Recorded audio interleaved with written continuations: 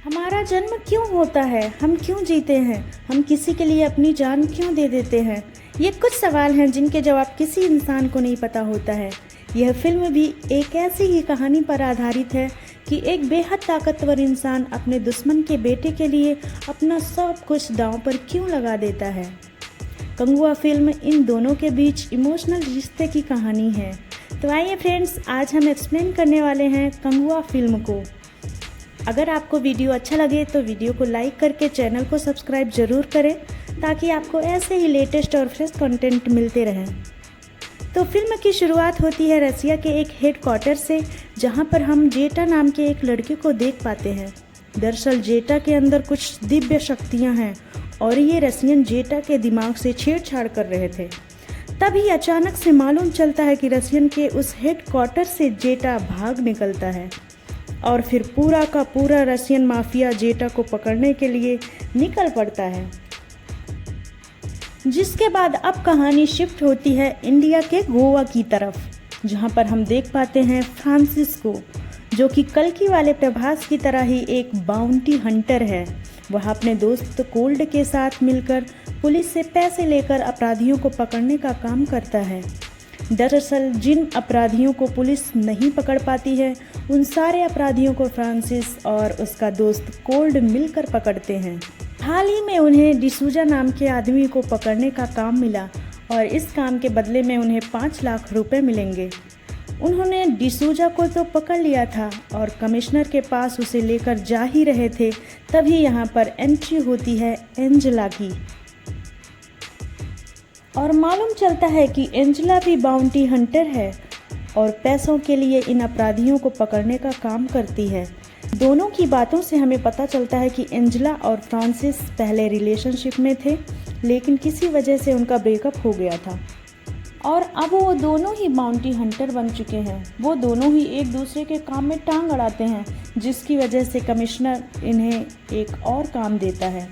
अब इन्हें एक जित्तू नाम के आदमी को पकड़ना है। वह बहुत ही पावरफुल आदमी है, उसका भाई भी पावरफुल आदमी है, इसलिए उन्हें बता दिया जाता है जित्तू को सही सलामत लेके आया जाए। अगर जरा सी भी खरोच आई तो उसका भाई उन्हें छोड़ेगा नहीं। कुछ दिन बाद इन्हें जित्तू का पता मिल जाता है, जो कि समंदर के पास का होता है। ये लोग उसे पकड़ने के लिए जाते हैं, लेकिन झड़प होने की वजह से उसे गोली लग जाती है और जित्तू वहीं पर मारा जाता है। इन्हें ऐसा लगता है कि इन्हें अभी किसी ने नहीं देखा है, तो फ्रांसिस और कोल्ड दोनों यहाँ से जाने लगते हैं। लेकिन तभी हम यहाँ पर जेटा को देख पाते हैं, जो कि यहाँ फ्रांसिस को घूर कर देख रहा था। जेटा ने दोनों को जित्तू का खून करते हुए देख लिया था। फ्रांसिस और कोल्ड को ऐसा लगा था कि इसे कुछ नहीं पता, इसलिए ये लोग यहाँ से चुपचाप जाने लग गए। लेकिन ये बात एंजेला को भी मालूम है, क्योंकि एंजेला जित्तू के पीछे ही थी। एंजेला के पास अब जेटा था। वो जेटा से फ्रांसिस और कोल्ड का स्केच बनवाने लगती है, क्योंकि उसने जित्तू का खून करते हुए देखा था। जब ये बात फ्रांसिस को पता चली कि जेटा उनका स्केच बना रहा है, तो फ्रांसिस और कोल्ड यहाँ से जेटा को लेकर भाग जाते हैं। लेकिन तभी बीच रास्ते में ही जेटा की तबीयत बिगड़ने लगती है, तो वो उसे तुरंत ही हॉस्पिटल ले जाते हैं, जहाँ पर ले जाने के बाद पता चलता है कि जेटा की दिमागी हालत बहुत ही ज़्यादा अजीब है, इसलिए वो लोग उसे अपने घर ले जाते हैं। लेकिन घर लाने के बाद में जेटा से फ्रांसिस को लगाव हो जाता है। ऐसा लग रहा था जैसे जेटा को बहुत पहले से जानता है, पर जेटा तो फ्रांसिस को सचमुच ही पहले से जानता है। जेटा को थोड़ा भी डर लगता तो वो फ्रांसिस के पास चला आता।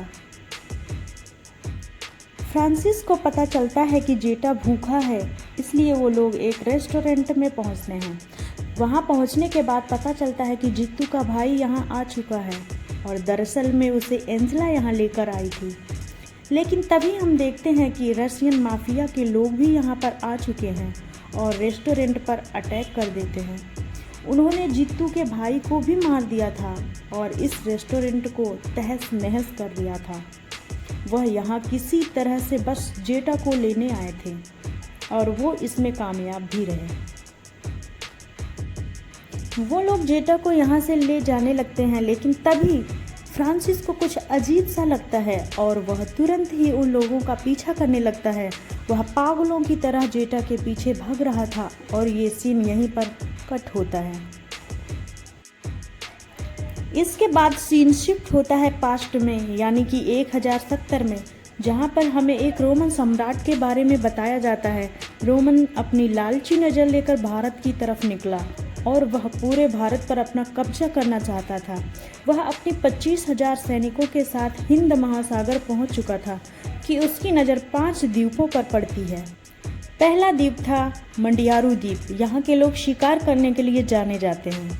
और दूसरा द्वीप वकांडू द्वीप, और यहाँ के लोग औषधि बनाने के लिए जाने जाते हैं। और तीसरा द्वीप मोंकांडू द्वीप, यहाँ के लोग हथियार बनाने और नाच गाना करने के लिए जाने जाते हैं। और चौथा द्वीप अर्थी द्वीप, और यहाँ के लोग बहुत ही ज़्यादा खूंखार हैं, इनके अंदर दया नाम की कोई चीज़ नहीं थी। और फिर आखिरी और 5वां द्वीप पेरुमाझी द्वीप था। यहाँ के लोग बहुत ही बहादुर और वीर योद्धा के लिए जाने जाते हैं। तो रोमन की नज़र पड़ी पेरुमाझी पर, लेकिन इन्हें एक ऐसे शख्स की ज़रूरत थी जो इन 5 द्वीपों के बारे में जानता हो। तभी इनकी मुलाकात होती है कुड़वा से। कुड़वा को 5 द्वीपों के बारे में अच्छे से पता होता है। रोमन कुड़वा से बताते हैं कि हम पेरुमाझी पर हमला करना चाहते हैं। तो कुड़वा रोमन को बताते हैं कि पेरुमाझी के लोग आपको आराम से हरा देंगे, फिर चाहे तुम्हारे पास 25,000 सैनिक हो या फिर 1 लाख। पेरुमाझी के लोगों को केवल छल से हराया जा सकता है और ये काम सिर्फ वही कर सकता है। तो रोमन सम्राट कुड़वा से कहता है कि वो पेरुमाझी के 1 लोग को मारेगा तो वो उसे 2 सोने के सिक्के देगा। तो कुड़वा कहता है कि मैं पेरुमाझी के 100 लोगों को मारूंगा और उन सब के हाथ काटकर आपके पास लेकर आऊंगा। तो यहाँ से कुड़वा पेरुमाझी के सरदार से मिलने के लिए जाता है। वो सरदार से कहता है कि रोमन सम्राट को नाव बनाने के लिए कुछ लोगों की ज़रूरत है। वो ये काम कर देते हैं तो रोमन सम्राट बहुत सारा सोना देंगे। तो यहाँ पर कुड़वा 100 सैनिकों को लेकर जंगल के रास्ते से जाने लगता है, लेकिन यहाँ छल से अपने ढेर सारे सैनिकों को बुला लेता है और पेरुमाझी के 100 सैनिकों को मार गिराता है और वो उन सभी के हाथों को काटकर रोमन सम्राट के पास लेकर जाता है। बदले में 200 सोने के सिक्के दिए जाते हैं। कुड़वा के अंदर अभी भी बहुत लालच था और वह चाहता है कि वो पेरुमाझी के 100 सैनिकों को और मारे ताकि उसे 200 सोने के सिक्के और मिल सकें। इसलिए वो फिर से पेरुमाझी के सरदार के पास गया और कुड़वा सरदार से कहता है कि रोमन सम्राट नाव के काम से बहुत खुश हुए और वो चाहते हैं कि पेरुमाझी के 100 सैनिकों को और लाया जाए ताकि वो उन्हें और सोना दे सकें।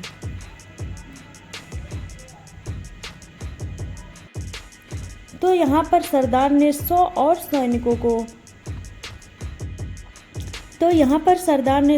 सैनिकों को कुड़वा के साथ भेज दिया। कुड़वा फिर से सैनिकों को जंगल के रास्ते से लेकर जाने लगता है, लेकिन तभी बीच रास्ते में वो रुक जाते हैं और मालूम चलता है कि जिन 100 सैनिकों को उसने पहले मारा था उसमें से एक सैनिक बच गया था। उसने अपने सामने बहुत सारे सैनिकों को मरते हुए देखा था, इसीलिए उसने ये सारी बातें कंगुआ को बताई। तभी यहाँ पर कंगुआ की एंट्री होती है और कुड़वा के जो सैनिक जंगल में छिपे हुए थे वो सारे अब बाहर आ चुके थे, जिसके बाद अब यहाँ पर धमाकेदार फाइट होती है और कंगुआ कुड़वा के उन सारे सैनिकों को मार गिराता है। बाद में अधमरी हालत में पेरुमाझी लाया जाता है, क्योंकि जो उसने किया है उसका सिर्फ एक ही दंड है और वो दंड है मौत, क्योंकि उसने गद्दारी वाला काम किया है। कंगुआ यहाँ पर कुड़वा को बता रहा था कि जो काम तूने किया है उसकी एक ही सज़ा है, वो है सजाए मौत।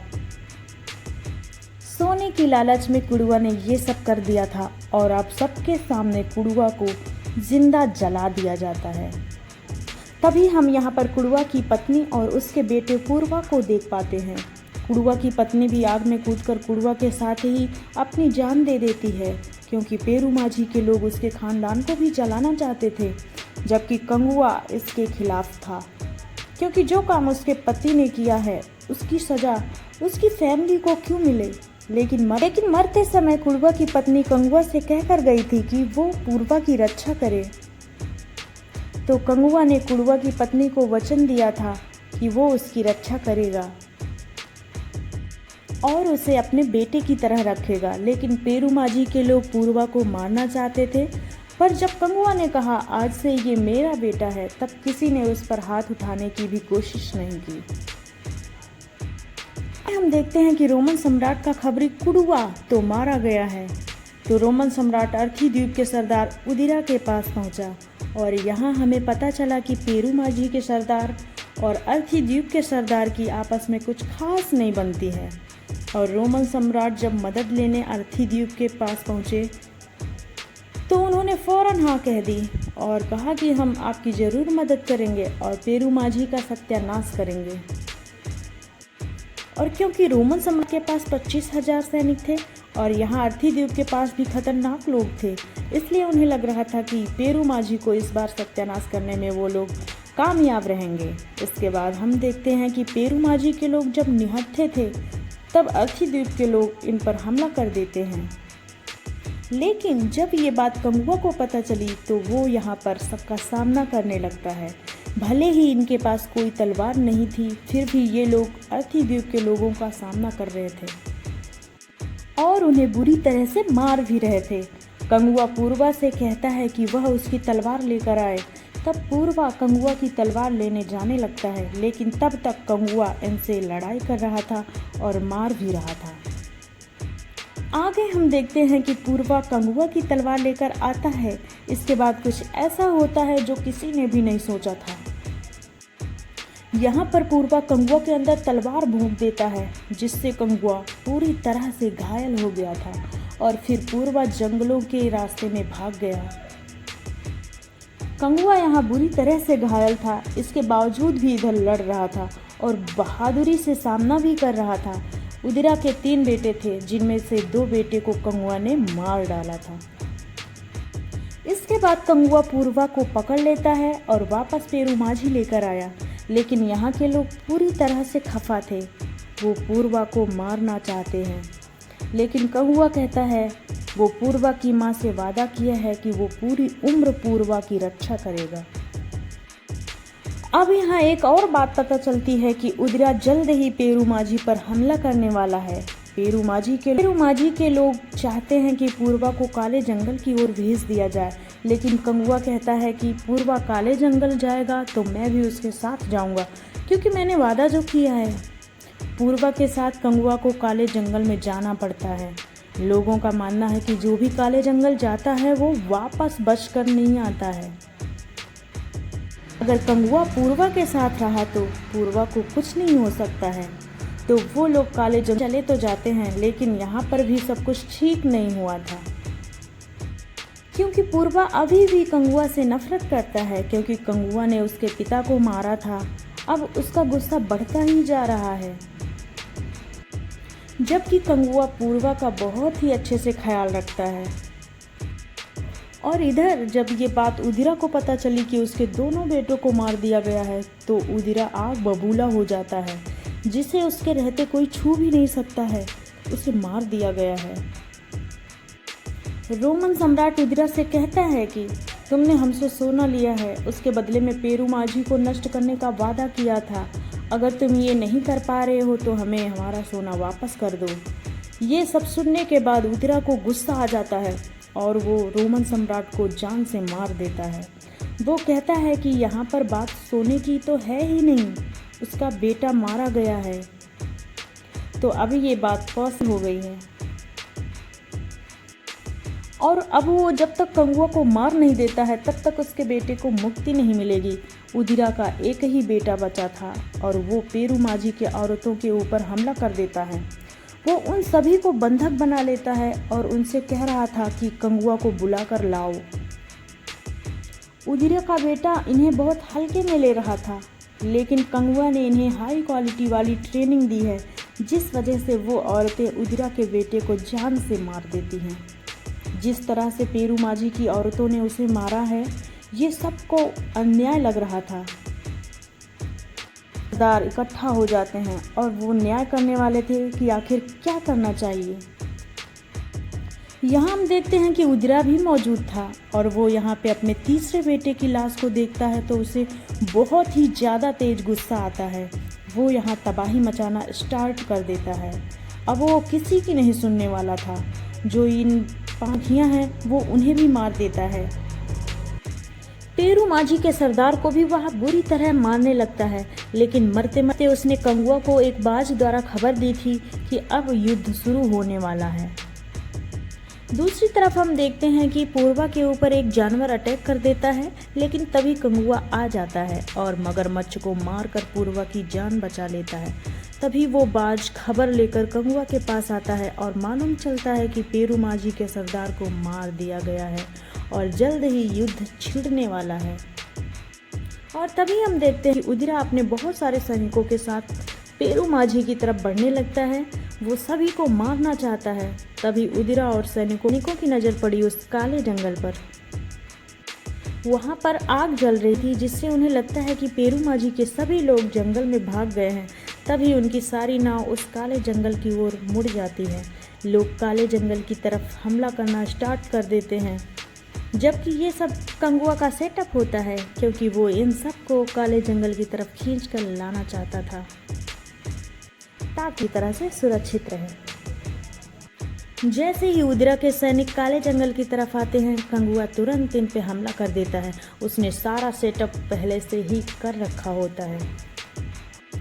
अब पूर्वा भी कंगुआ का साथ दे रहा था। इधर कंगुआ सैनिकों को मारने में बिजी था। तभी पूर्वा को वो लोग नाव में उठा ले जाते हैं और अब पूर्वा नाव पर चला गया है तो कंगुआ को नाव पर जाना ही पड़ेगा। तो अब सीन 2024 यानी प्रेजेंट में यहाँ हम रशियन माफिया को देखते हैं, जो कि एरोप्लेन के द्वारा जेटा को दूसरी जगह ले जाने वाले थे, लेकिन यहाँ पे फ्रांसिस आ चुका था। उसे जेटा से अजीब तरह का अटैचमेंट हो गया था और जब वह लोग उसे ले ही जा रहे थे तो फ्रांसिस उन लोगों से फाइट करने लगता है। वो लोग बहुत सारे थे और उनके पास हथियार भी थे। इसके बावजूद भी फ्रांसिस उनसे लड़ रहा था, जबकि फ्रांसिस को एक गोली भी लग चुकी थी। दूसरी यानी कि 1070 में देखते हैं तो उदिरा ने पूर्वा को नाव से नीचे लटका दिया था और अब किसी भी पल सार्क पूर्वा को खाने वाली थी, लेकिन तब वहां पर पहुंच जाता है कंगुआ और वह रस्सी से उसे खींचने लगता है। वह उसे बचा रहा था, बदले में कंगुआ बहुत सारी मार भी खा रहा था। पूर्वा ये सब देख रहा था कि कंगुआ उसकी वजह से कितनी मार खा रहा है। इसी तरह चलता रहा तो वो तो मारा ही जाएगा, इसलिए यहाँ पर पूर्वा ने जान दे दिया था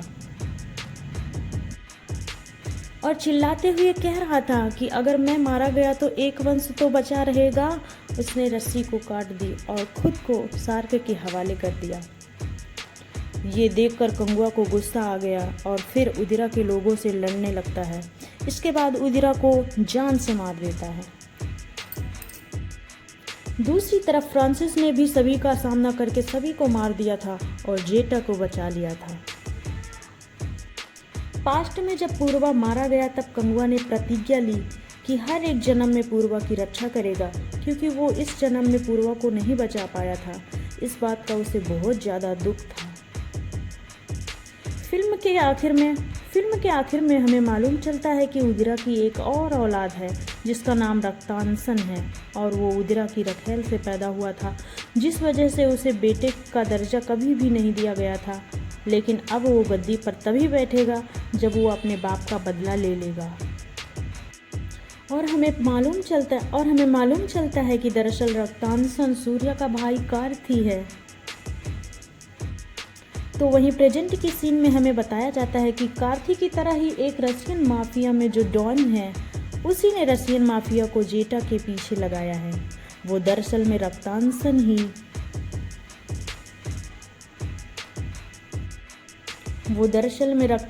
ही है, क्योंकि उसे पुनर्जन्म के बारे में सब कुछ याद आ गया है। लेकिन अभी यहाँ पर फ्रांसिस को उस कंगुआ के बारे में याद नहीं आया है, बस उसे जेटा से बहुत सारी अटैचमेंट है। वह उसे किसी भी तरह से प्रोटेक्ट करना चाहता है। तो दोस्तों, फिल्म डायरेक्टर शिवा ने कंगुआ के जरिए तमिल सिनेमा की ओर से तेलुगु सिनेमा की सुपरहिट फिल्म बाहुबली को चुनौती देने की पूरी कोशिश की है। इसके लिए उन्होंने 350 करोड़ की भारी भरकम बजट में बनी कंगुआ में तमिल सिनेमा के सुपर सितारे सूर्या को लीड रोल में लिया।